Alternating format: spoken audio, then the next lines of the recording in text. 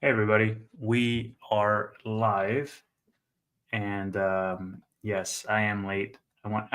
Actually, I'm not late. It's still 8 p.m. You guys, um, Tanner did not make us late this time. Tanner did not make us late this time. I will, however, check my audio, post this, and change the banner. So just give me a second to do that. Roy can keep you entertained.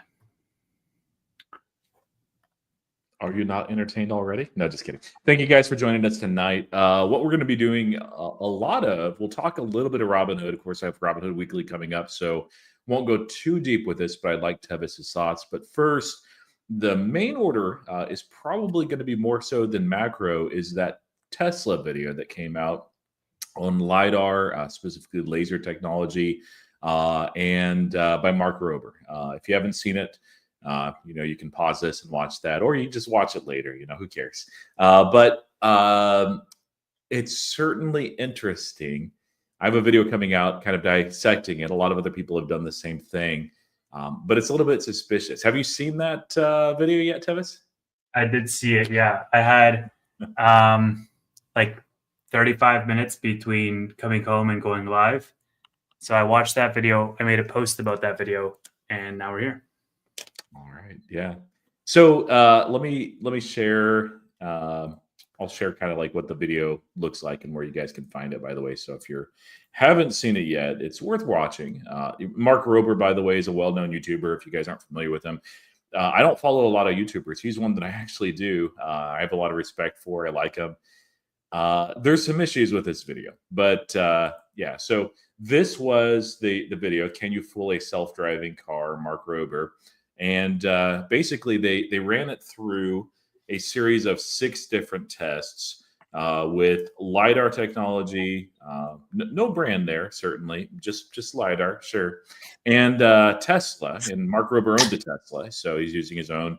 And so they had, the kid dummy that's in the middle of the road. They had the kid that's being wheeled out in front of it.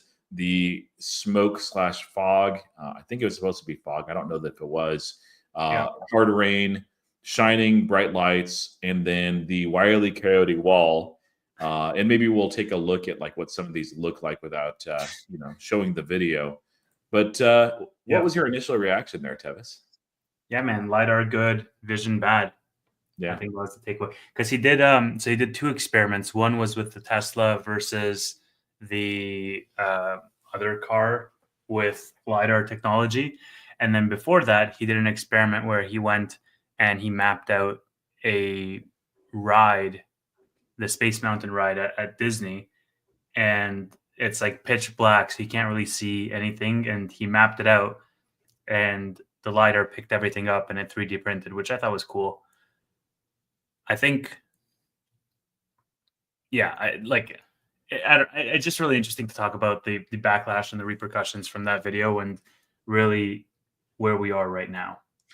So I'll give a little bit more backdrop on that too. Like I don't have issue like showcasing lidar. It's actually really interesting technology. To the extent back in 2021, I actually invested in a startup that was primarily about lidar technology. It's MVIS Microvision. Don't personally recommend investing in that. One of those things I'm like, oh man, I really messed up. But part of that thesis was like, hey, I thought that vision technology alone was not going to be sufficient. I was convinced at that time that lidar was just a better technology and that would be used. And Elon Musk was just being obdurate and just saying, hey, it doesn't look nice, doesn't look cool. Let's use cameras and go at it our own. Mm-hmm. Since that time, obviously, I've done an about face. I've dumped that company. I'm a Tesla investor. I drive a Tesla. I've used full self-driving, and I'm like, okay, yeah, I was an idiot back in 2021, but now we have, a lot more technology, a lot more data. And so it was certainly interesting. There are some things and some real life situations that lidar is superior to full self-driving, but there's many where it's the opposite as well. And so like this series of tests, for me anyway, it felt like 3 out of the 6 tests were specifically designed, like if hypothetically, a conspiracy theory out there, let's say you wanted to design a test to fell Tesla and to have lidar pass. well, you wouldn't want all 6 for Tesla to fail and all 6 to pass because it would look really suspicious. But instead, you might pick, like, maybe let's say half of them. And in those tests, you'll engineer it specifically so it will be at a severe disadvantage with Tesla. And if that's not enough, you may do the multiple takes and not share that, which people found out later, and not use full self-driving technology for some bizarre reason, but use autopilot. In fact, the weirdest thing to me, Tesla, the weirdest thing to me, Tevis, at the very beginning, that very first test, was just the kid on the dummy thing. He was just using his Tesla without autopilot or advanced autopilot engaged. It was just, let's go. It's like, what do you expect to happen?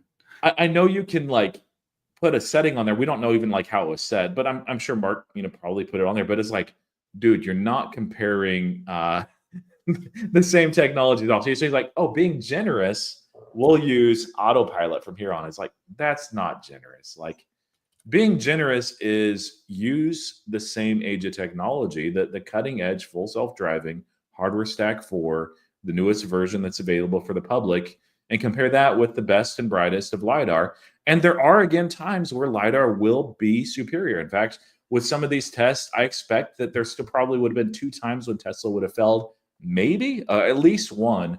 But yeah, not like this. It was weird. So going further in the video, did you see any glaring, pun intended, problems?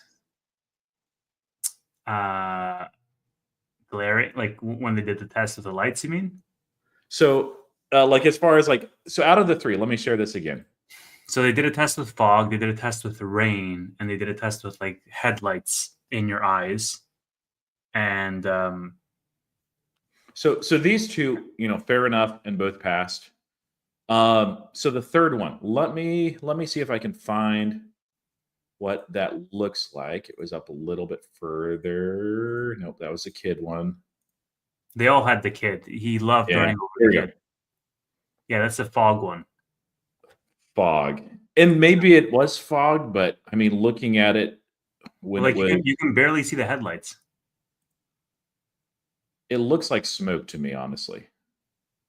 Yeah, I mean, that's what. And we can say as humans is like, same difference. But I can tell you, like, I looked at this up. I was like, I recall lidar actually being terrible because I was an investor again in this technology, specifically in fog. I was like, well, smoke, I think, is a different particle size. So I looked at it, and yeah, sure enough, lidar performs very poorly in dense fog. Now, light fog, whatever.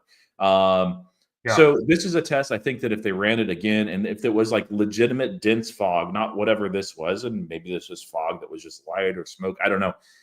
Probably both would fail, to be honest. Full self-driving maybe would have caught the kid, but like it would have been tough. But it feels like that this was pretty deliberately engineered to fail the Tesla and pass the lidar. Whereas in dense fog, like lidar would be just as blind, if not more so, than full self-driving. It just would. Yeah, I mean, look, like I'm not, a diehard fanboy to defend every single, like, I do recognize that there are scenarios that you can manufacture where lidar is absolutely the better choice than vision. Vision has limitations. I just think that Tesla is making the right decision that makes sense for them, relying on vision. Because like they used to have lidar, and then they moved to a middle state of having lidar and vision, and then they just removed lidar altogether because vision was good for the vast majority of cases. Yeah, and as far as the other one, so the blinding light one I felt was, even though Tesla passed it, I felt like that one was pretty deliberate but that's a real world situation, right? lidar will absolutely perform better in that glaring blinding light. It doesn't care about the glaring blinding lights at all. The full self-driving, actually, I'm kind of surprised that Tesla passed that glaring light, because I know that I've had some issues, and it said, I think one time I've actually been on autopilot and it had me take over. So I felt that one was maybe cherry picked specifically for this. But the big issue was this one that I think I got most of the controversy. It was the Wile E. Coyote one. But I mean, like, look at this. Like, you can see him standing up there. You can see it's clearly, a fake thing. But like, it looks pretty real. Yeah. So like if for most human drivers, if they didn't know to expect this and you're just driving along, paying your normal amount of attention, let's see. Yeah, there we go. I mean, are you going to be able to like tell that there is a painting there? Like, no, they've actually had real world murals that were painted that were cartoonish that people kept crashing into simply because people are people. Now, from the side, it looks terrible, but when you're Well, actually in the Tesla, like, watch this. This is crazy. yeah, and the speed you're going at, you can't react fast enough. But Yeah. yeah, we can watch this and then I'll give some thoughts. And I don't think that Mark Rober did anything wrong with this video. I do have thoughts on who did some things that were wrong. Hear those. All right. I think he's got a Model Y there. It's nice. It's the most like anticlimactic thing with the audio off. Yeah. But yeah. And it's like, it's a fun video, but I mean, this is not a real world situation. And it's one that for sure, like the kid thing is just kind of silly. I think it was just, I don't know that was to discredit Tesla. Like there's enough in here to latch on without that. But yeah. So what are your thoughts? Like I would love to see a similar video of all the scenarios where vision performs better than lidar, and that I think will paint a whole picture. Like, okay, well, in scenarios where there's literally a cartoon Wile E. Coyote wall, sure, maybe lidar might perform better. But what about the real world scenarios where vision performs like? Hey, that's real world, man. I can tell you every time I drive in Houston, there are cartoon walls out there that are just out there to get you. So maybe not. So like I'm not discrediting it on the fact that like people are like, oh well, they turned on the self-driving and not the right time or this and that. The wall has a weird cutout. Like, why do they have multiple takes? Like I saw all the discreditings, and I'm just taking it completely at face value, saying, okay, like that's fine. If in those very specific scenarios lidar performs better, like it's still a technology at the end of the day. Like I wouldn't expect it to be completely 100% of cases vision is better than lidar, because otherwise like Waymo would have never used it, and so there are like there's two sides to that story. And I think understanding the context there can really help make a decision. But when you look at a video like that paints it in a very selective light, then your decision is sort of made for you, especially when he has these like dummies of a kid just being torn to shreds in every single, test that he's running. So, I thought that was kind of funny. And then I guess my other question would be like, if because he didn't use FSD for this, he used the self-driving, like not the latest technology. And I'm like just curious now, like would FSD be able to notice that wall? The fact that it's not rendering at the same quality as real, like the actual road, and pick up that it's a wall? Because that would be like insanely impressive if that was the case.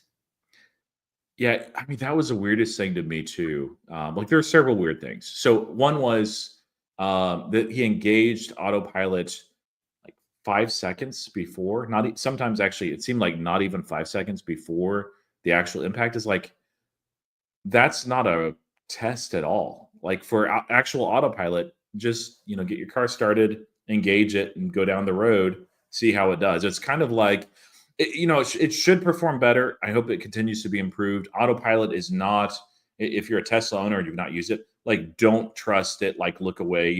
It has its issues. I'll be the first to say that. It's a good technology, but it's not full self-driving. But like maybe while you're on that point, maybe you can answer this question. Okay, yeah. You have a Tesla, and so I think you can speak from firsthand experience. So Autopilot is the free software that's included in Tesla. So there's two different kinds. There's regular Autopilot, which is like an advanced cruise control. All that does is it regulates the speed based on the speed limit and based on the vehicles in front of you. So it will, and it's designed to like slow down and not crash into that car that's slamming its brakes. But it will not swerve around objects. It will not keep your lane. It will not stop at lights and so forth. Then there is advanced autopilot. Advanced autopilot you have to enable. Also free. This one also has you keep the lane. That's the only extra feature. Now, there's a lot of problems with autopilot. Some of those are that you have to. Phantom braking is one of those. It's like a classic issue. It's gotten a lot better, but there's still issues. It's not going to stop at stoplights. So if you don't know that the first time you're in, explains it. You need to read it, but it will blaze past that stoplight or stop sign, and that's really, really dangerous if you don't know what you're doing. It won't turn for you or anything like that. It won't obey traffic laws. Full self-driving is designed to be absolutely autonomous. So it doesn't always work this way. I have hardware 3, so it's not the newest hardware. My understanding, based on Elon Musk's comments the prior quarter, probably they need to upgrade the hardware in order to actually have the full self-driving that's autonomous. For people that have already subscribed and paid for it, he said that they would take care of that, which is great. But full self-driving is designed for, even though it's not legal yet, that you punch in your destination, you flip down the lever, and then you can just close your eyes, lay back, and sleep. And then you get all the way to your destination. And maybe you have to park, although it's getting better. It looks like that maybe in the next version or 2, they'll be able to even park. Like you'll get in the parking lot and you just push where you want to park, and then it will park for you. So there's still like a little bit of, but it'll stop, it'll go, it'll speed up, it'll obey traffic laws, it will turn when you need to turn, it will handle the blinker, it'll handle everything for you. So completely different technologies. One feels like maybe on par with everything that the market has to offer, possibly, as far as like that advanced cruise control, although it's the best that I've been in personally, but I've not been too many cars with it. The other, frankly, the only thing that's close to it is Waymo's technology, but to build that out, like they have to map the whole thing. Like it's not self-learning. It doesn't have a computer that's in the car that's deciding all these things. Full self-driving is a lot more scalable and optimal, in my opinion. So, yeah, I mean, look, they have to figure it fully out if they're going to have robotaxis on the road with no freaking steering wheel and pedals. It better be able to freaking park, and that timeline is passing each day, right? Until we have the actual robotaxis in 2025 in June, in Austin and in California. So every other car is going to get that same exact technology. Yeah, and like to give more context in this, like I took a trip back in December and early January where we went from Houston to a little bit north of Phoenix, Arizona. So I believe that was over 2,000 miles round trip. We bought and subscribed for that month for full self-driving. I was like, hey, this is going to be worth it. I think we had 1 total disengagement out of 2,000 miles. Now in Houston, we would have more hardware stack 3. In the version that I'm on, it's a couple of versions old. It's great, but it is nowhere near as good as the reports I'm hearing of the new stuff on hardware stack 4. So I would have disengagements, like if I was using it, and I do use it sometimes. I'm not subscribed right now. Probably like twice or 3 times a week. Like that's not great. That's not autonomous yet. But again, this is with older technology. Now, the crazy thing to me is, like, it'd be one thing if Mark has like my same Tesla. I think he actually has a Y, but let's just go with it that he has hardware stack 3 instead of the newest hardware and an older version at full self-driving. That would be one thing if he's like, hey, we're going to use full self-driving, but it's an older hardware stack, but that's what I have. Fine. Like, Mark, was the issue the $99 to subscribe to full self-driving? Like, do you need like a handout of $100 to use the best technology? Like, and the weirdest thing is, like, have you watched Mark Rober before? No. Okay. Yep. Great stuff. Like it actually kind of makes me frustrated just because like he is a high quality YouTuber, highly entertaining. I learn a lot from him. His videos are not perfect, but usually when he's doing some sort of experiment, if things are not right, they'll adjust that and they'll fix it to the best of their ability, or they'll say where the limitations are.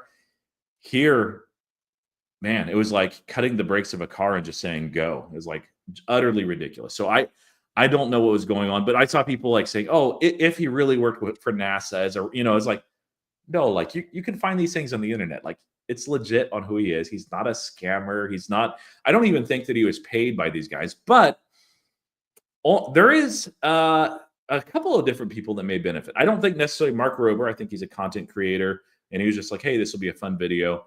Yeah. But obviously, people that are shorting Tesla. But the other thing is, there's a certain company that kind of sponsored the video. Let me throw this up here. Yes, right there, bookers. So here is the Luminar Technologies laser. I was actually familiar with this from back in 2021 as well. Yeah, nice little 27.13% spike today. Now, how is it year to date? Hey, it's actually up year to date by more than Joby. So good job. 1 year, down 75%. 5 years, down 95%. And I have a video coming out where I didn't do this, but yeah, if you're counting from peak to trough, almost 99% down. It's a little suspicious, but like, hey, maybe it's just a coincidence, right? Let's see. When do they report earnings, Tevis? Yeah, so that's what I posted. It's like, dude, this company's reporting earnings in 3 freaking days. Like, that's a glowing review. 3 days before your freaking, like, that kind of makes me wary about their earnings. Like, what are they trying to hide in their earnings that they're trying to divert attention to this? But I guess my brain is just a little bit has a high tolerance for, or a low tolerance for conspiratorial thought. Yeah. I've just been in the market too long. And well, but like this is fine. Like companies will come out and they'll say, "Hey, we got a cool product, lidar." Like D mentioned, who else sponsor a car if not for a lidar? Well, absolutely, that's fair. But what about this? Who's the CEO? Austin Russell. So What this does I Mark haven't. Rober say about him in 2022? My buddy Austin Russell. They're friends. Oh, yeah, yeah. If you're the friends of a CEO of a lidar company, and they come to you, and we don't know exactly how this worked. It could have been the opposite way, but it seems, in my mind, the way that this happened is that somebody from Laser, maybe the CEO himself, approached Mark Rober's folks and said, "Hey, we got a cool idea for the video." Rober was probably like, "Hey, that sounds awesome," and legitimately it does. It could have been awesome because, like, again, I'm not like so blind with Tesla like that. There's no problems. There are some big problems with Tesla, but this isn't one of them. Full self driving is not. Yeah. And it makes me upset because there are places where lidar is better technology. There's places where full self driving is better. Do an actual test. But yeah, so maybe they came to him and they said, "Hey, cool idea for a video." And he's like, "Cool, that's awesome. Yeah, we'll provide the driver. We'll provide the vehicle. That's fine." The timing is very suspicious. I don't know if it was a CEO. Like I'd heard that. I didn't see it myself. That'd be wild. I, so That'd be wild. going to the video, like they have a driver there that is from the actual company. That's not the CEO. I don't believe. So that's fine. Like whatever. It's their car. They can do what they want there. But like I don't know. It's possible. Like they're friends, but it's just weird that they're friends. It's weird on the timing. It's weird that this is happening while Tesla's stock is down. Yeah. There's just a lot of oddities. And this company, by the way, there's a lot of companies that have lidar technology for vehicles. So why not? Like if you wanted to do a legitimate test, you're Mark Rober. You have a lot of connections. Reach out to Google and say, "Hey, could we talk to people at Waymo and do this test?" And they're probably like, "Oh yeah, cool, awesome." Honestly, like if they're using that in the not controlled is the wrong word, but in the specific parameter where Waymo has been programmed, like Yeah. Waymo will probably outperform. Well, no, that's not right. They'll at least perform equally. Like you'll look there and you'll be amazed at both kinds of technology, and then can talk about the strengths and weaknesses. Instead, you have this. It's so weird. Well, like that's I think where my brain goes, right? Because that this is such a hot button issue that immediately Tesla investors are going to come out. It's like if I made a video saying Palantir's technology, like their ontology is like fake and they're faking this, like obviously I'm going to get all of these people coming out and saying like, well, actually you're an idiot. You don't know anything because blah, blah, blah. Tesla has the same exact following from a retail shareholder base. Like, how don't you know to at least make it somewhat more impartial to even if it's something as simple as like, hey, this is the car by Luminar, and then this is a car by Waymo. Let's just, have 3 tests. And maybe this is a full self-driving by GM, whatever. And there's like 4 cars in the mix. So it's not like a personal one-to-one comparison. I just found it really interesting. And especially the fact that like both stocks moved in a big way. Like, Yeah. okay, Luminar moved because it's a super small company. 27% is kind of ridiculous on a YouTube video, quite frankly. But the fact that Tesla moved down like 5% today, like that's Well, surprising to me as well. it, So, it'll do that on its own, though, to be fair. Like like, they've done enough damage to themselves, but they didn't need this. But like, yeah, I agree with you. Like, I think a lot of that 5% was from this video. So I just don't understand. Like, I looked at this guy's channel and he has 62 million followers. yeah, he's And awesome. It's And like how the hell do you get to 62 million followers and you don't ask these basic questions that surround your own reputation, right? Like so. I don't know. So on that, like again, like it seems like he and Austin go back, a ways and know each other and are friends. So my guess, because I could see this happening for myself or yourself, like if we had a friend that was in a fantastic startup Sure. and he's like, "Hey, I got this cool idea for video." It's like, "Yeah, come on, let's try it out." And yeah, we think of it as a favor. That's fine. That's not an issue. But we can sometimes get blinded by those close relationships. That's one of those things that I need to be careful of personally. With Alex Chris, CEO of PayPal, like I really like him. I've never met him in person or anything like that. Mhm. Most I've had is like a 2-minute conversation right before that video. So, and in a couple of like emails with his folks to get that interview set up. With Vlad, I've had a lot more interaction. I really like the guy. But it's like that doesn't mean, and maybe we'll talk about the Robinhood product that I can't get to the point either as an investor or a creator where I'm so blinded. I'm like, no, everything that Vlad does and Alex Chris does is great, and it's always like, no, we don't want to do that. So, but it is a challenge when you legitimately like somebody to be like, well, okay, that doesn't sound fair or right. Let's do it in the fair way. It's tough. So D had posted a comment at 725, which is somewhat fair. Can these companies really claim full self-driving, though, if it can't work in fog, et cetera? I can tell you it can work in fog. It does work in fog. Here in Houston, we have a number of very foggy days. Like not many days where there's just light fog. It's either like no fog or like super, super dense, ridiculous fog. I even ran into one, which was kind of weird out in the desert in Arizona one night driving home, where it was just, I guess because of irrigation, maybe there's a lot of fog. All of a sudden, it was so dense. There was wild donkeys in the area. And I'm like, okay, I'm engaging full self-driving because I can't see anything here. I still need to get home. I'm going to slow it down just in case. And I was, just still at full control. But the vehicle for Tesla will warn you when you're in a condition like that's very foggy, very rainy. It'll say like, hey, it has reduced visibility, have extra care. We can't see as well, just like you can't. They can still see better than the human eye, though. So really the test is, can it drive significantly better than human? And I think the answer is already yes. I think that's a case for Waymo. I think that's also the case for Tesla full self-driving on the newest hardware stack, the newest version as well. I would still say mine still is, even on the older versions, older hardware. But yeah, there are limitations. It's not a perfect technology. There still will be accidents. There's still room for improvement. In my version, like if this was the newest version, I would say there's quite a bit of room for improvement. But Yeah, yeah, look, I mean, and just to answer this question, like I know your whole thing was like, yeah, it can work in fog, but like my whole thing is, let's just be very clear about what we define as full self-driving. Because in my mind, full self-driving means it has equivalent capabilities to a human. And if a human can't drive in fog, what do? They slow down, they be extra cautious, and they, go through it like that. This doesn't have superhuman abilities. This just has the ability to operate as though a human were operating. yeah. Ralph says Luminar pulled a video from their website due to the backlash. I hadn't seen that yet. I did see where they tweeted out and they said, "Hey, watch this video." That's interesting.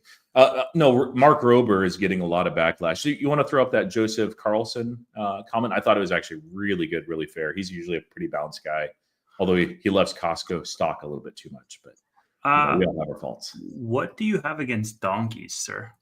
I don't like hitting them with my Tesla, so it's better for my vehicle and it's better for the donkey if we don't have that kind of mistake. So here, I can throw this up. All right, I have it. So I just needed to buy some time, Roy. All right. So Joseph Carlson, great content, by the way. He said Mark Rober is getting torn apart online for his recent video. LiDAR has obvious specific benefits over camera, but Rober's video used outdated tech, Autopilot instead of FSD, to compare the newest LiDAR technology. And by the way, Joseph Carlson is a shareholder in Google, and he is not a shareholder in Tesla. He's actually critical of Tesla, like from valuation metrics perspective and free cash flow. And so take that in the context of this post. It would have been a lot more relevant to compare Tesla's latest tech with LiDAR. It also appears he may have done multiple takes, as the video he released on Twitter didn't match the miles per hour on YouTube. I like Rober, but from what I have seen, I do think the criticism toward him are warranted, as he seems to have misrepresented Tesla's capabilities in this video. Hopefully he does a follow-up with more explanation. Joseph Carlson then followed up saying, this is a bit disappointing because I think the video could have actually highlighted some of the advantages of the system Waymo has with LiDAR and camera. There are some significant advantages, but instead all focus will now be paid to the inconsistencies, unfairness, and bias, especially since he was sponsored by a LiDAR company, which, I mean, he said he accepted no payments. It's in the description of his video, but that specifically says he wasn't paid for promotion. So we don't really know like anything that would fall outside of that boundary. Huge missed opportunity on this one, in my opinion. I kind of agree with that take, honestly. Like, I think that if you were to drive the conclusion that that visual, like camera plus LiDAR, is absolutely the best scenario across the board, then you could very easily prove that point by having it be a little bit more like grounded, a little bit more fair. And I would come to that conclusion. I think like naturally I just came to that conclusion even by seeing these extreme scenarios. Like I can't drive in extreme rain or extreme fog or whatever. And like obviously cameras can't either, but LiDAR can slice through that. And similarly, there's going to be scenarios where cameras are going to be better than LiDAR. And so I think a combination of both would be best. Oh, yeah. Yeah, for sure. Yeah, it'd be expensive too. So it's like, it's just one of those like, okay, how much is best worth and how good can one versus the other? I'm convinced, and that's why I changed the way I was investing, that full self-driving technology, visual technology is going to be superior to LiDAR overall. But I think they'll both be good. And like, I have no problem with Waymo, and I think Waymo will do well.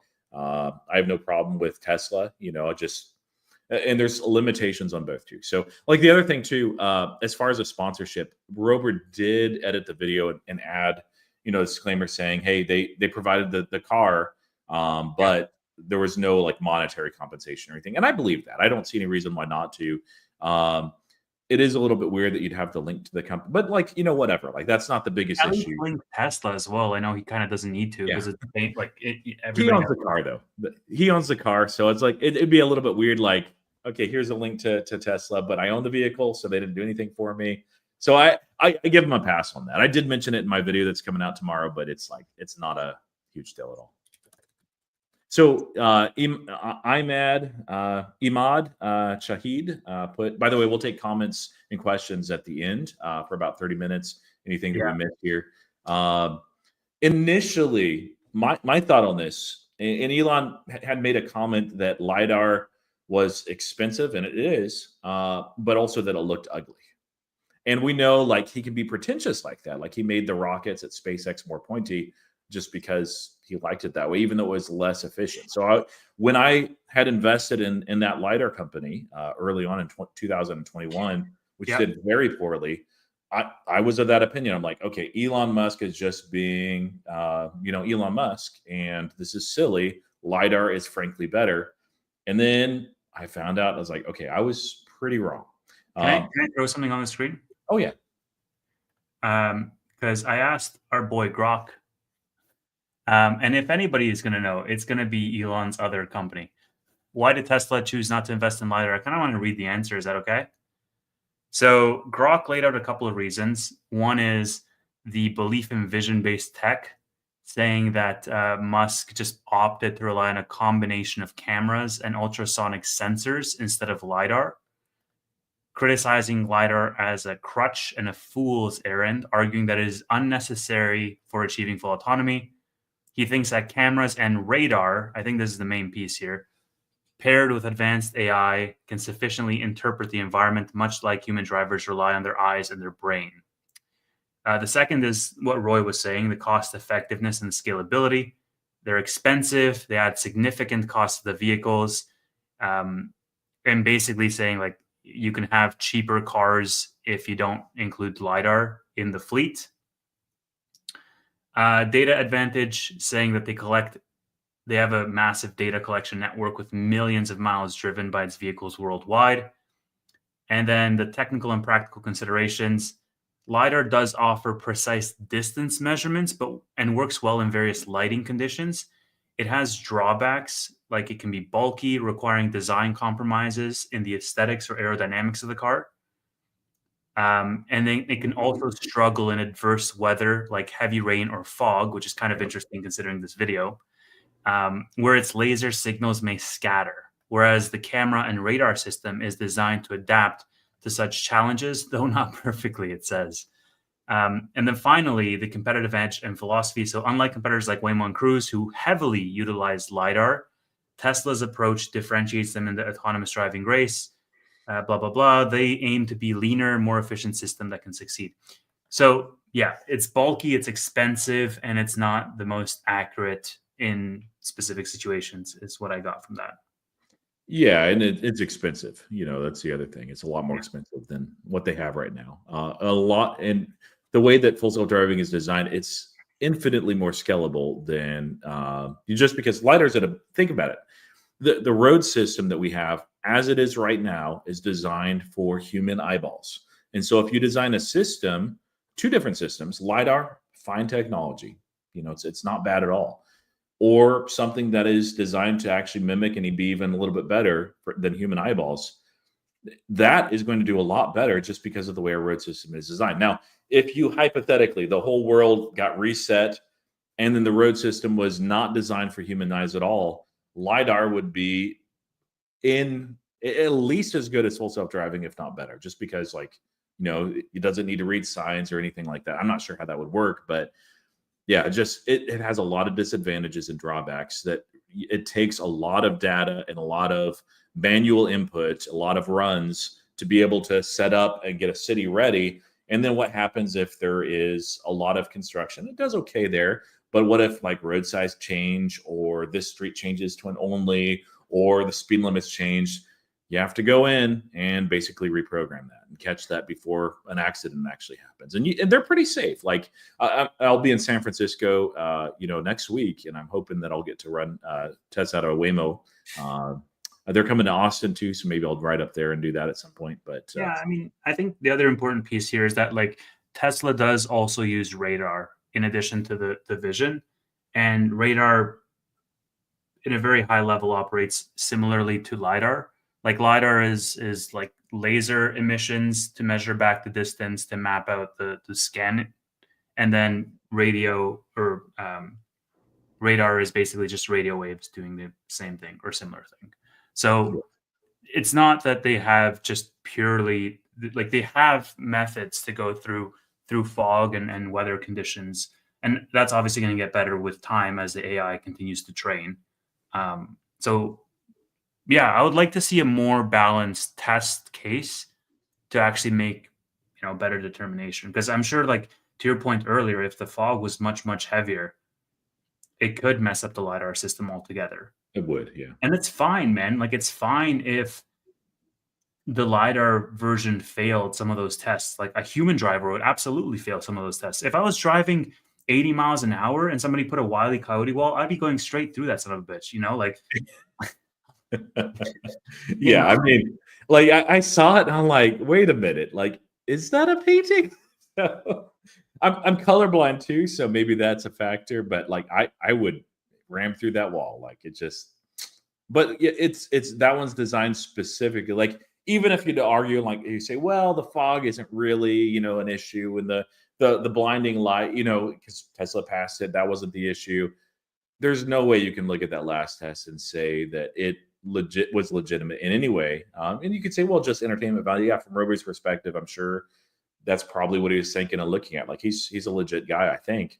But it's weird. You lose, I think, credibility from doing something like this.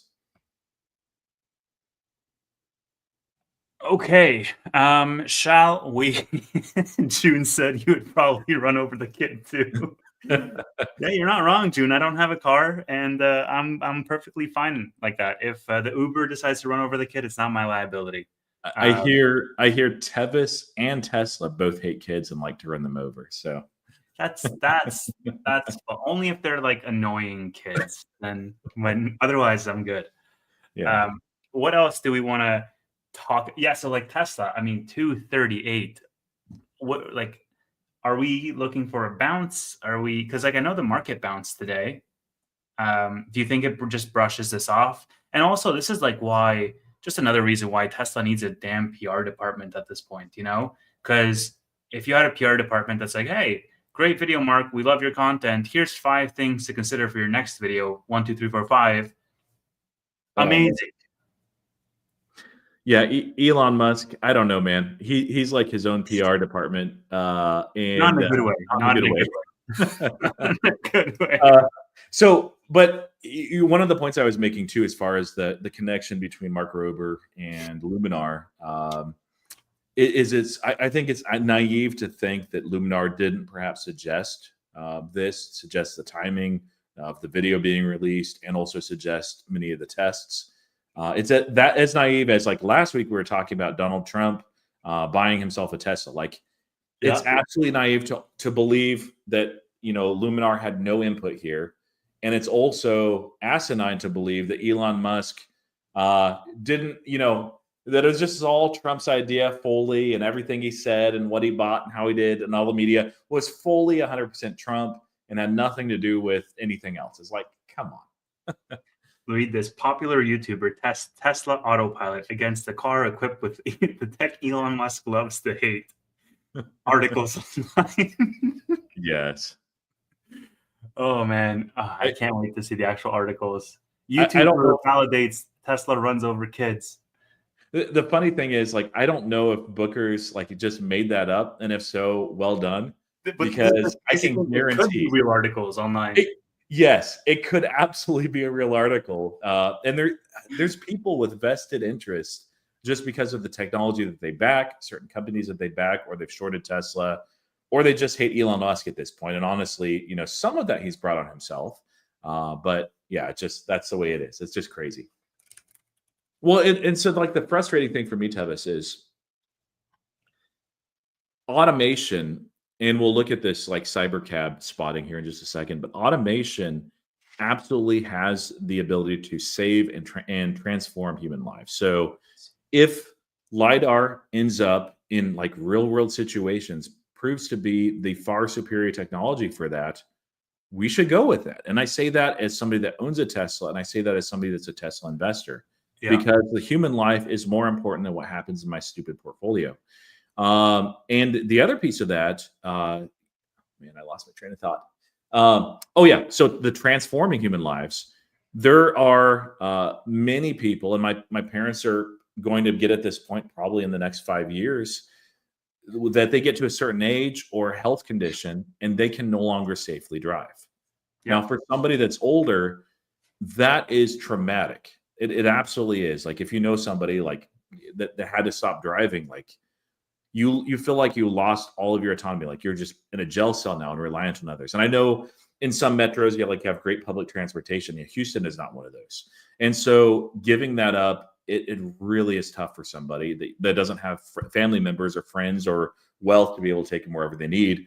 And so how much more elegant would it be to have this in a few years, whichever technology is better, be able to, somebody can own a vehicle or have that robo taxi network or whatever, where they're like, okay, I want to go on the Walmart. I'm not going to bother my neighbor or my daughter or whatever. I'm just going to go ahead and go. It'll drop me off. It'll pick me up. I'm not putting anyone in danger by being on the road. Well, the other thing is too, many of these folks, they know they should stop driving, but they're like, maybe I can keep doing it for just one more year. And they put themselves and others in a very dangerous situation. You also have that with, you shouldn't be drinking and driving, but that with people that had, beer too many, or inebriated in some other way, or just like really, really sick. Like, this is technology that betters human condition and can save lives. We should not play games with this because it can actually have a real world impact. This isn't like Blu-ray and DVD HD technology where if you get it wrong has massive ramifications for human society. No, but it really, it's tough. Look, I think two things. Number one is, totally agree. If lidar is the superior technology, it will receive more adoption and therefore win. The market will decide. The market is ruthless when it decides technology. DVD, Blu-ray, VHS, whatever technology that has died out, it's been the market deciding. The consumers voting with their wallet. The second thing is that, sorry, go ahead. Usually, sorry, go ahead. Right, like the market is just going to determine what is the best technology that the market wants to adopt, right? And so, I think as consumers, we're going to be finding that out when the technology is there. And the second thing I think is like, because human life is at play here, and I think also partially because Elon is such a freaking polarizing character that people politicize Tesla against him, there is such a reluctance for people to be optimistic when it comes to autonomy. Like, one crash in full self-driving sets them back years. Even though the data has shown that for every one crash that they have with this new technology, there's thousands, if not tens of thousands, that have been saved with this new technology. And so it's a new frontier that you're discovering. And yes, it's not going to be perfect at the same time or immediately, but you're making forward progress for just humanity in general. And I just think that, like, it's just met with so much resistance from people and so much change, maybe even taking it outside of Tesla and self-driving. I think so much change is just met with resistance. And I'm sure you're going to see a lot of resistance with AI as well. Every single CEO that I've been talking to, man, all of them want to front run the AI wave. And I'm like, dude, like, the AI wave has started, like, the people who are actually front running this shit were doing it 5 years ago, 6 years ago, 7 years ago.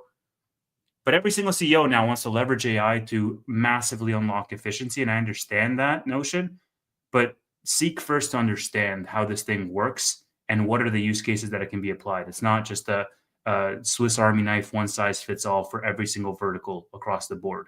And so, like, I don't know. My point is that there's going to be a natural learning curve to these new technological shifts that happen in society. And people need to understand that and operate with some grace around that. And I think D had a great point. It's 846. He said, almost everyone I pass is on their phone. There is no going back once it starts. We need FSD. Like, I put up a poll just now and we'll see. Well, it's right now it's 100% yes. If you text and drive, sometimes. And I will say I shouldn't, and I know I shouldn't, but there are times when I do. Yeah, hopefully I don't get arrested or a ticket based on that. And yeah, no, I don't have a drinking. Well, yeah, I do. I drink a lot of caffeine. So alcohol, no, I have not drank alcohol in a long time. I don't drink. So, but yeah, caffeine, absolutely. This is exactly right. Tanner's mustache. It is like seatbelts. It saves a lot of people, even though a small percentage of users don't survive. Yeah. You know, like, or airbags, for example. Oh my gosh, I was killed. Like, okay, try it without an airbag. See what happens. You know, I don't know. Okay, let's maybe move to the next topic.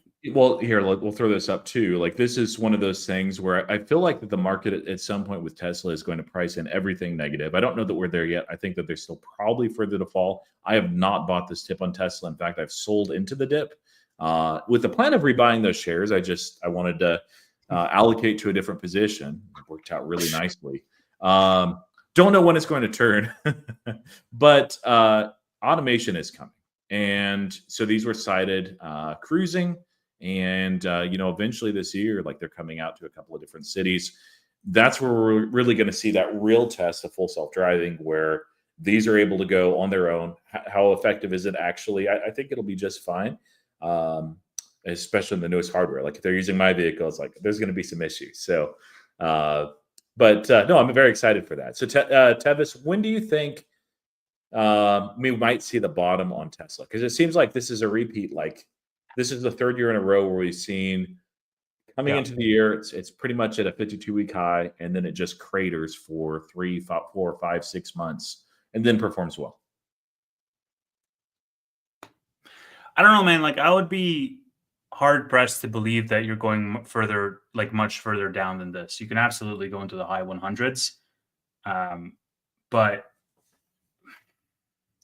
like, this was below the range when Trump was elected, like before the November rally. I think that a lot of the negativity, a lot of the recent earnings, I think a lot of that stuff has been priced in at this point. Obviously, now we're going to see if they can hold their timelines for June for robotaxi. I think all eyes are on robotaxi. That post that I shared with you, like, I agree with that post around, let me pull it up here. This like tidal wave post, that there's these big shifts that are happening. You had ChatGPT in 2022, you had NVIDIA H100s, which saw this surge in NVIDIA, OpenAI, O1, Tesla robotaxi. I mean, sure, you could argue it's whatever. My point is, I think it's going to be the biggest event for Tesla this year.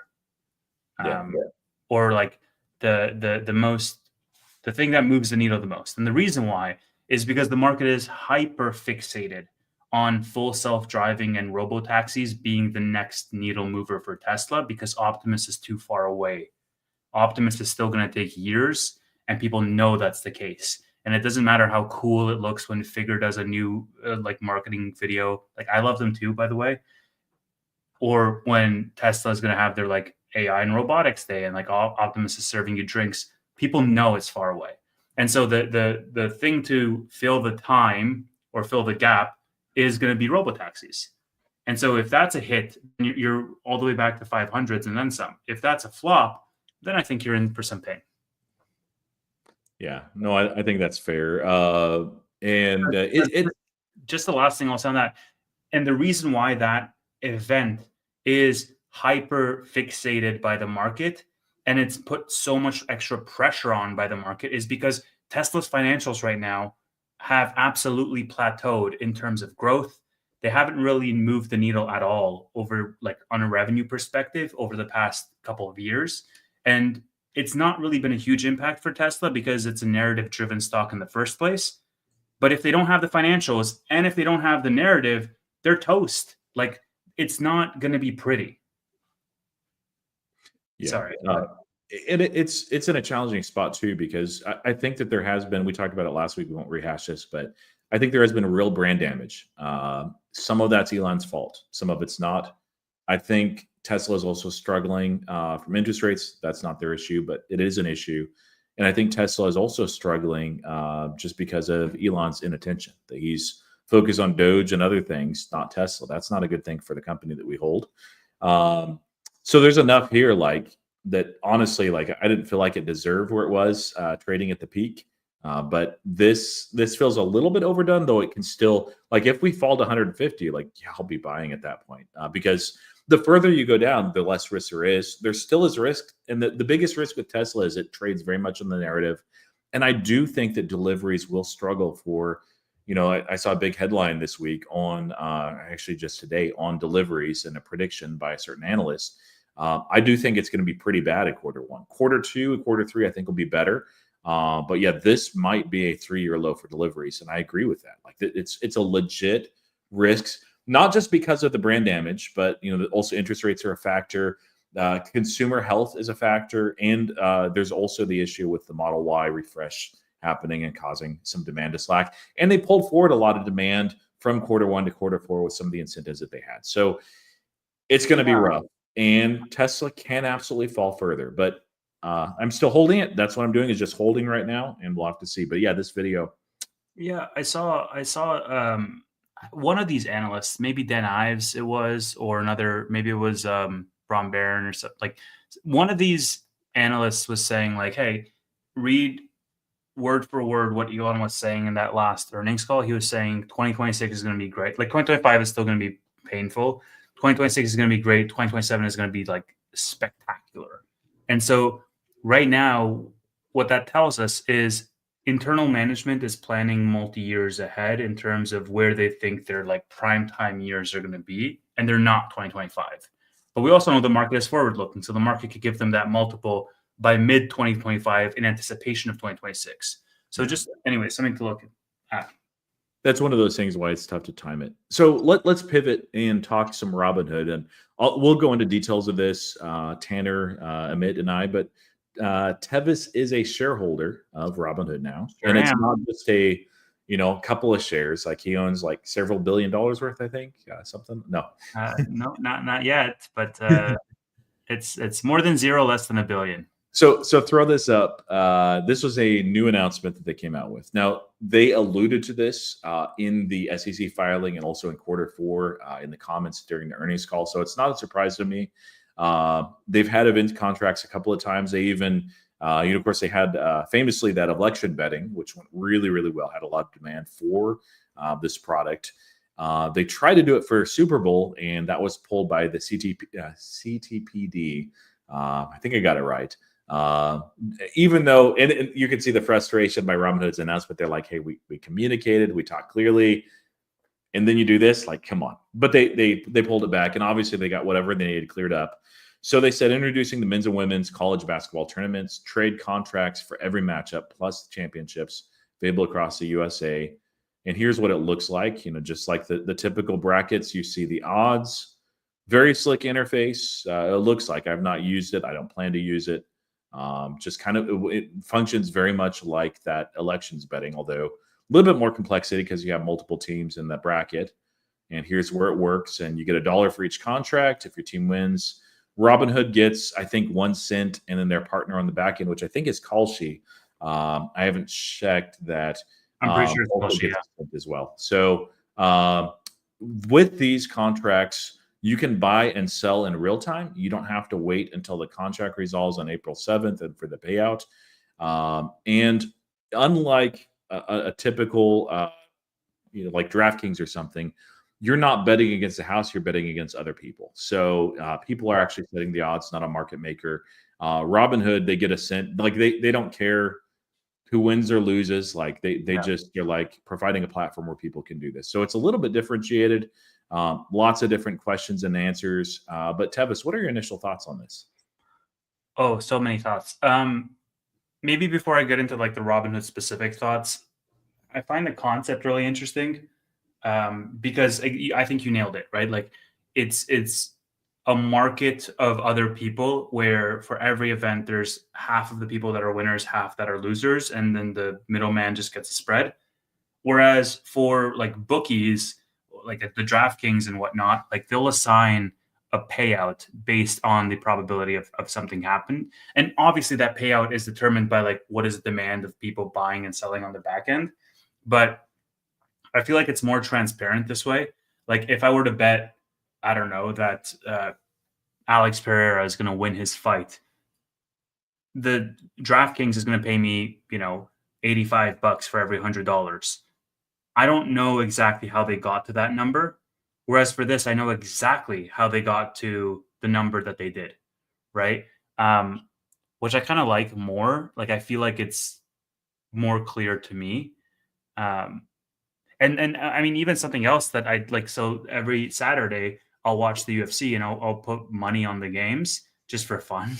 And one of the things that I do is I'll open DraftKings on one page and then I'll open Polymarket on the other page, and I'll see the differences. And what I notice is the differences are much more drastic on Polymarket in terms of what people think is going to happen. Like if there's a fight, DraftKings will have a certain spread, but the spread is going to be way more accentuated on Polymarket. And so that's where I'm like, oh, well, you know, this person is like super favorite versus this other person. So I usually just go off like Polymarket to form opinions about certain things, leveraging the concept of like, hey, the crowd is right. I don't know if that's with the crowd. Yeah. I don't know if that's the right way to go about it, but So let's take a quick ad break, Tevis. Let me know when you're ready. We're at that hour mark. We're going to be right back. If you do see an ad, thank you for suffering through it, and we'll continue this hood discussion. And if you do see an ad, comment below what ad you're actually seeing, because people have seen Robinhood ads here. They've seen Hims ads, which is kind of funny. I don't think anybody has seen a SoFi ad yet. I get nothing but basically Robinhood ads, like NASDAQ, QQQ, Invesco ads. And I actually have never seen a Hims ad, but I've seen a lot of their competition's ads because I made the mistake of not being in incognito mode, going to Hims website, checking it out as an investor. And I'm like, oh my goodness. Like I don't use any of the products. Nothing's wrong with that, but I just don't.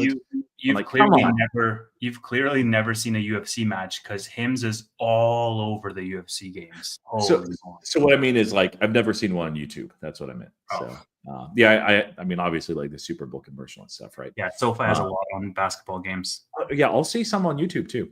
So as far as Robinhood, like any other thoughts as far as like an investor from potential users, like downside? Yeah, like I just want to know what Robinhood's vision is, honestly, man. Like, because for them to get into this, it is, I guess, it's actually, I won't even go so far as to say it's a complementary market. A complementary market is like if I invest in stocks and you roll out options, or if I invest in options and you roll out futures. Sports betting, I would say, is more removed to say it's even a complementary market to investing. It's completely different personas. It's completely different timeframes. It's completely different risk tolerances. And so that's fine. Like if you want to go into that game, it's 1,000% okay. And you can argue the morality or the ethics behind it. But like, let's call a spade and agree that it is not complementary to investing. And if you want to be something that's more than investing and you want to be like a sports betting platform that's closer to like DraftKings, or, you know, if you went into like crypto custodial, like that's also not a complementary market, but it's something that I can understand within the context of the stuff that they're already doing. And so that was my initial thought is like, okay, wow, like they did the Super Bowl, you know, game, the Super Bowl match where you could bet on the results, and they had, you know, that whole thing with regards to it. And now that they're actually going through with it, I'm thinking to myself, okay, like what does Robinhood look like 5 years from now? Because now I have to think about Robinhood not only just going vertically deeper into the existing lines that they're releasing, but actually going horizontal into what are complementary or tangential offerings that they can offer. And what does that make their business look like? How dynamic is their business going to be? Now, the good thing is, from a business perspective, I guess this does add an extra layer of cushion in times when the market is not as volatile. For example, like if this business ramps up and they become a big name in sports betting, similar to, you know, Kalshi or Polymarket or DraftKings or FanDuel or whatever, and they go up even outside of that and say, okay, in addition to sports betting, we're now going to offer, you know, you can bet on anything you want, and you can have users create their own markets. Like that's all cool because Polymarket and Kalshi already do that. And from like as an investor, I'd be like, great, this is amazing, because when you have a downturn, Robinhood is not going to be disproportionately hit as a result of like lower volumes of trading around recessions or around, market downturns. But then as a user, you then have that like morality ethics point of view of like, should they be doing this? Like, I know people get their panties in a twist whenever IPOs are offered, and they're like, oh, well, like you shouldn't offer IPOs because IPOs, you have a moral responsibility, like you have a fiduciary duty to, be like a safe haven um, for your clients to not lead them into investments that could, like, you can't even hold that argument now. And like Robinhood is like, yeah, do whatever the fuck you want, like, and that's fine, so long as like everybody, calls it like it is. So I have a few thoughts on here too. So I'll go into more details in about 25 minutes on Robinhood Weekly with Tanner and Amit. But so the name of our show, I think, provides a good backdrop for where I'm at. So Btlg Weekly, and bootleg, most prominently in history, can be used for a lot of different things, DVDs and whatnot, but speaks back to the Prohibition era. So in Prohibition era, it had its roots basically in the late 19th century. And so not all Christians, but a lot of Christians saw, sure enough, a lot of damaging impacts of alcohol in society, especially here in the United States.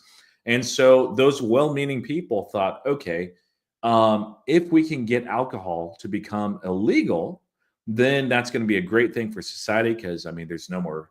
Well, drunk driving wasn't a thing. Well, I guess maybe on horses, but but there's no more like drunk accidents. You're not having people becoming alcoholics because they don't have access to it. In theory, they wouldn't beat their children, their wives. You wouldn't have all these deadbeats spending their money on that instead of their family, all that sort of stuff, and ruining their health, the diseases, all just you name it. It's like, yeah, in net, even though there's legitimate uses of alcohol and not everybody's an alcoholic, I would say in net and in aggregate, alcohol overall is a net negative on society.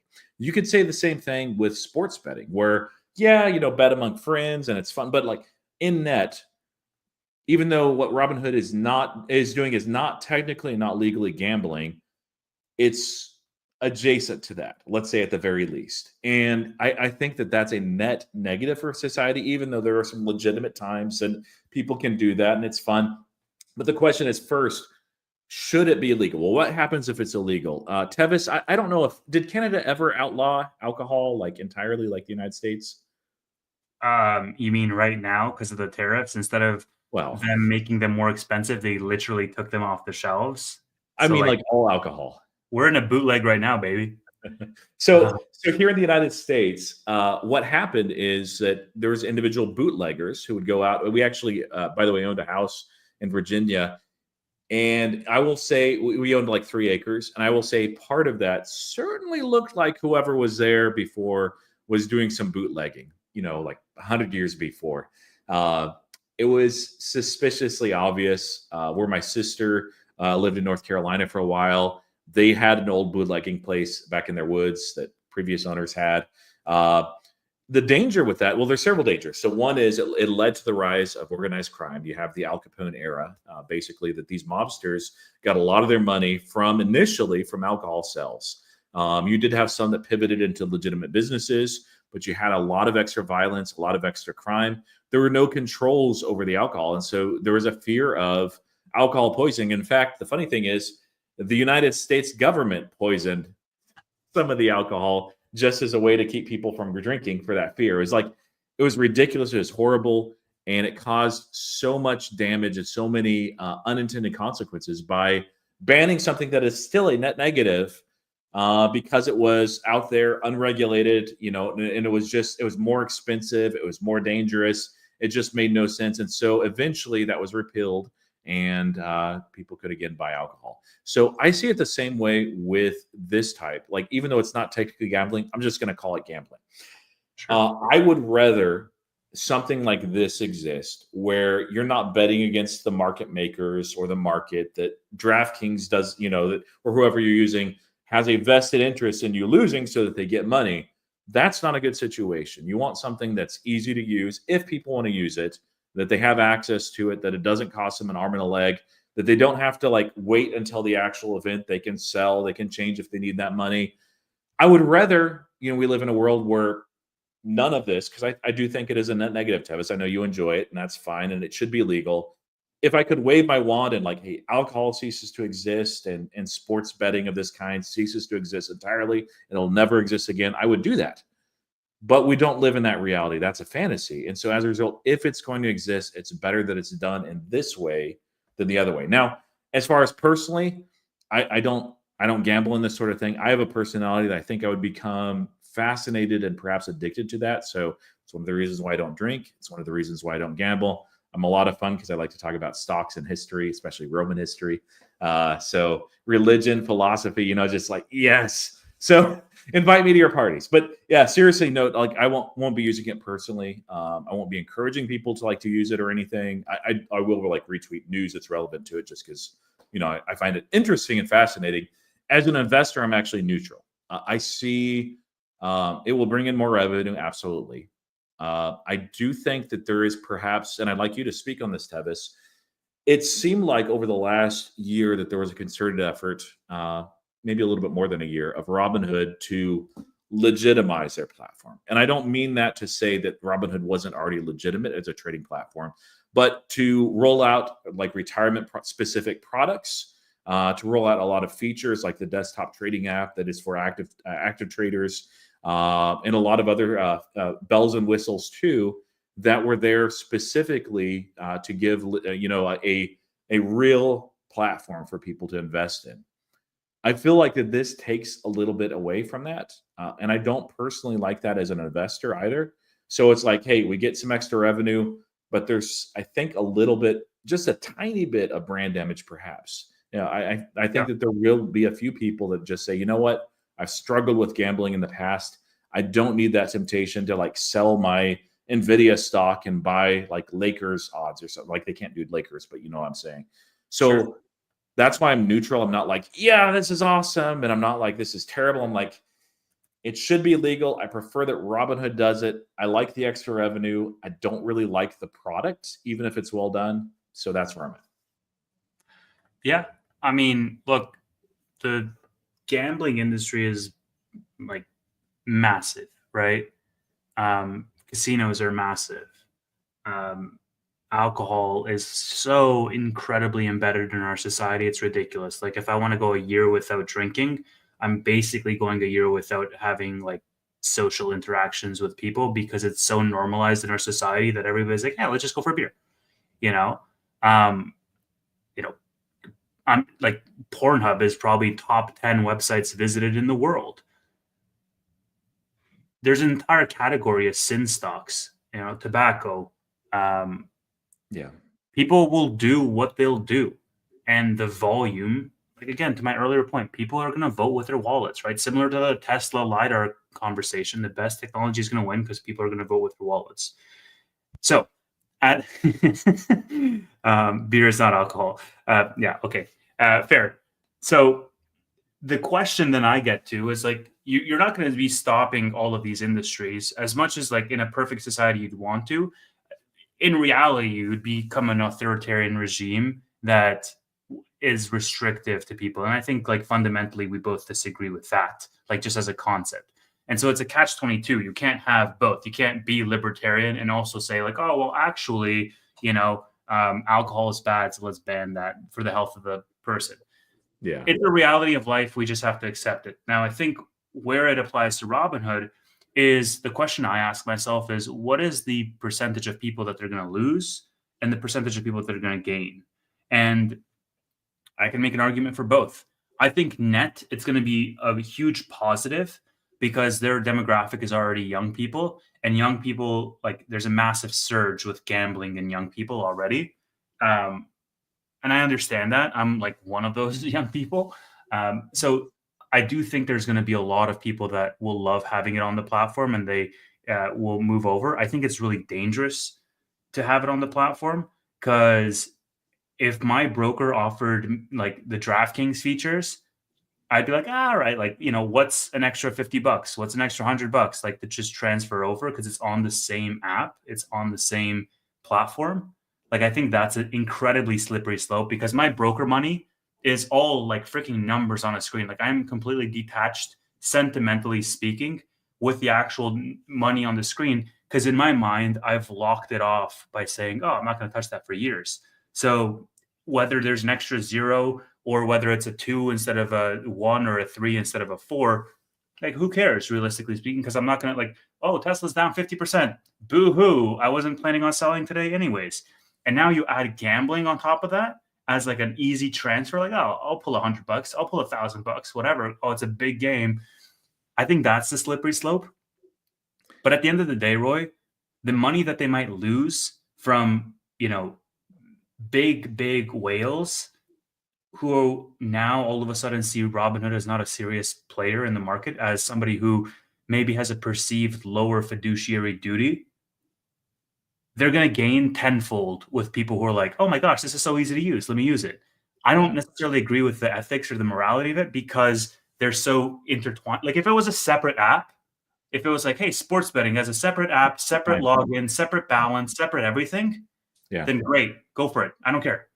Same app, it's tricky. Yeah, and I'll touch more on that. And I know we want to get to questions because we only have less than 15 minutes left. If you want to tag some of those, I can kind of talk through, I guess, a little bit of that too. Yeah, like Robinhood has, a credit card app that is actually separate from their trading platform, and that's, I think, done maybe not just for that philosophy of keeping it separate, but that would be my preference. Is like, okay, if it was a separate app, and if like you had to like doubly confirm, and they're like, okay, so are you sure you want to transfer money from your Roth? Don't do that, please. But from your Roth over to this gambling platform. Yes. Okay. There's going to be a very high likelihood of tax consequences. You can click on this link and read a little bit about it. You might want to consult with a tax lawyer first. There may also be implications as far as this, that, and the other. Are you sure you really want to do this? Yes.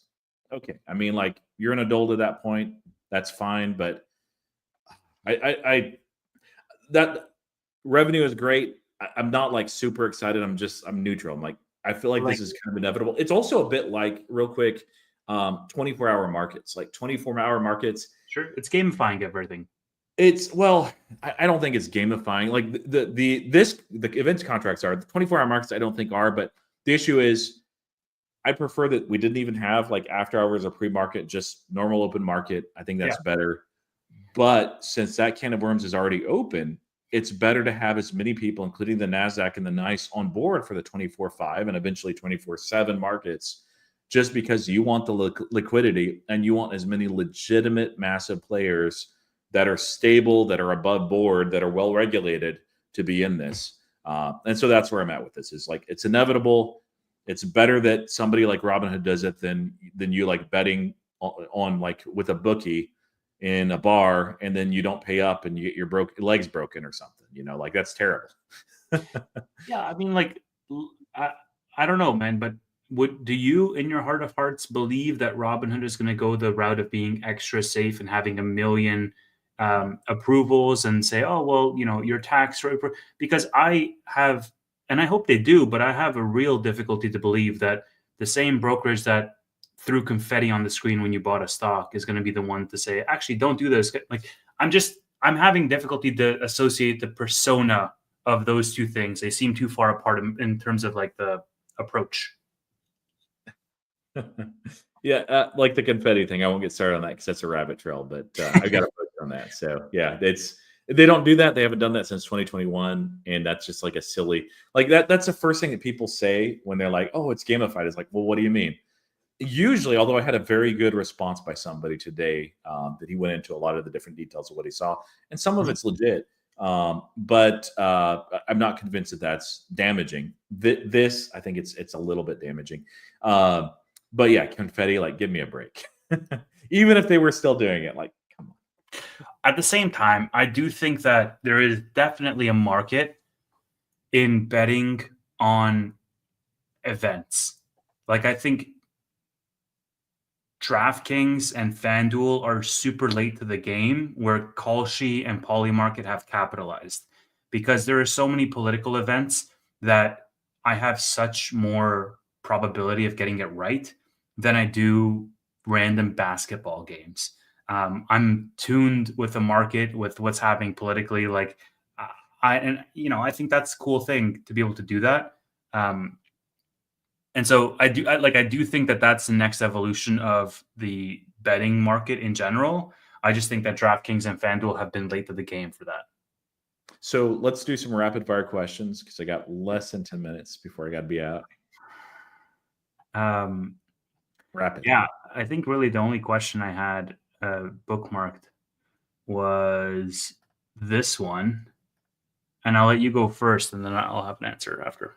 Asset, but not as much as an asset as a year ago. I think he's an asset to the actual innovation. I think he's a liability to the brand and marketing. I saw a question on any Hims thoughts. Do you have any thoughts on Hims?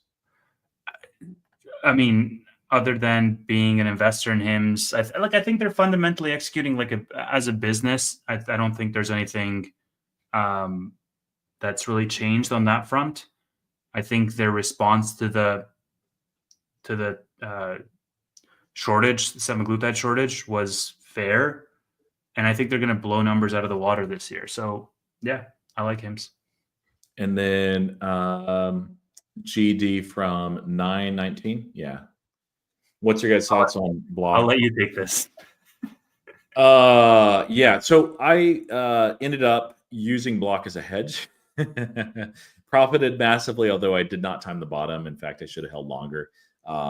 Both because I think that I think it's a good but not great company. I think it could be a great company, but it's kind of lost its edge under Jack Dorsey. They have obscured their vision, and Dorsey just chases the next shiny object. Great startup guy, probably a great person to work with, probably a great friend as well.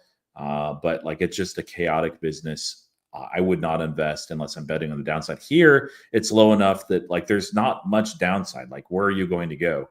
So I have the only required position I have, because Steven gave me the gift or curse of Block, which is down like Merry Christmas. 30%, 50%. Like, it's ridiculous. So yeah, as long as Jack Dorsey is CEO, I can't take that company seriously.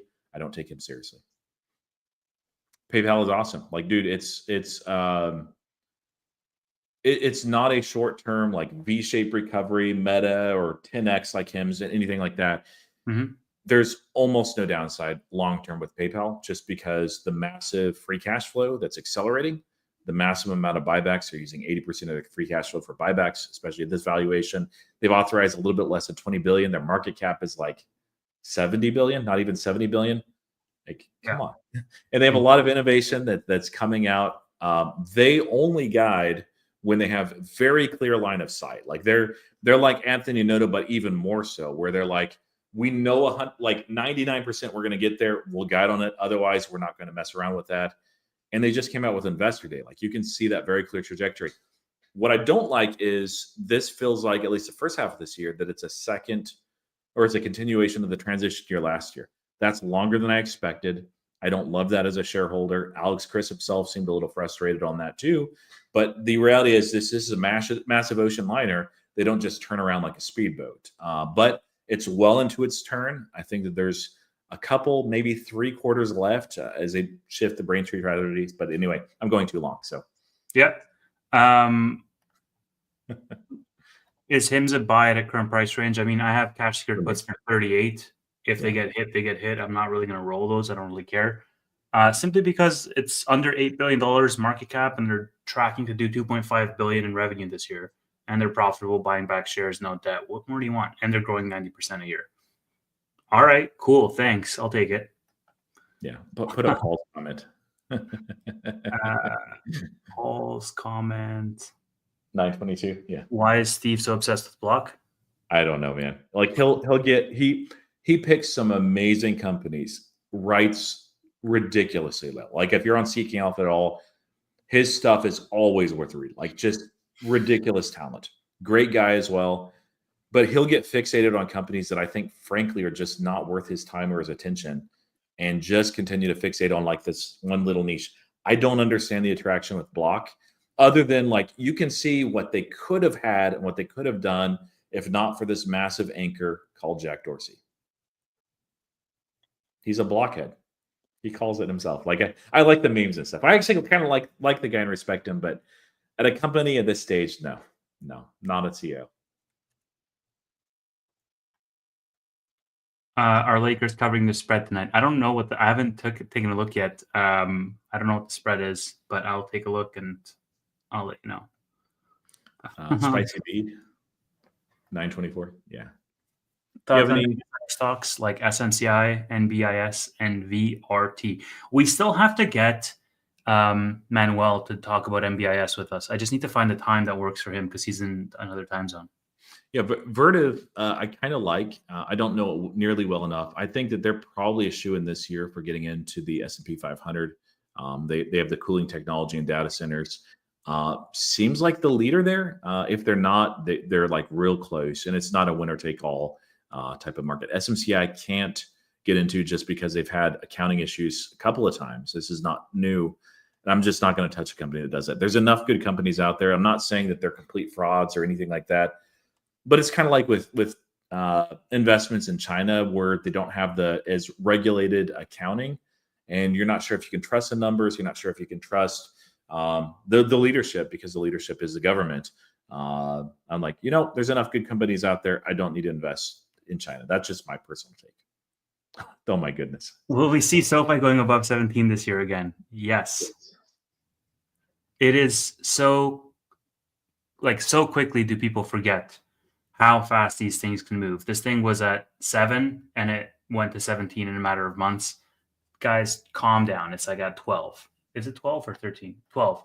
And it can absolutely go to 7. It can go to 17 next month, let alone next year, dude. Yeah. I would watch NVIDIA Wkly also. I would watch that too. Yeah, I've not been in NVIDIA long enough, and it's a much different company than it was a few years ago. So there's a lot more that I need to get into and dive deeply. Like I would have a very amateurish opinion on NVIDIA. It's very surface. Like you guys, watch the video that I have most recently. It's on NVIDIA, why I'm investing. It's a very, very simple thesis, and it's just I don't have like the massive deep dive and stuff. It takes me a while to get comfortable enough with a company to do that. I mean, you guys, I'm sure many of you saw when I was a brand new HIMS investor, there's a lot of things every single week I get something wrong. So yeah. Robinhood Wkly. Bootleg Wkly is absolutely the best show on YouTube right now especially because we talk about anything we fucking want. We don't not talk about a single stock. We're not limited to talking about a single stock. We do have the best channel. We have intelligent discussions. Every other finance guru, the Mark Robers of the world, be grifting, and we just have an all-around good show. Roy has to go. Follow him at his channel for Robinhood Wkly, which is starting up in 2 minutes. Go grab a drink and switch over to Roy's channel. And on Bootleg Wkly, we will see you guys next Monday at 8 p.m. Eastern. That's when we go live. Thanks, everybody, so much for being here, and we'll see you next week.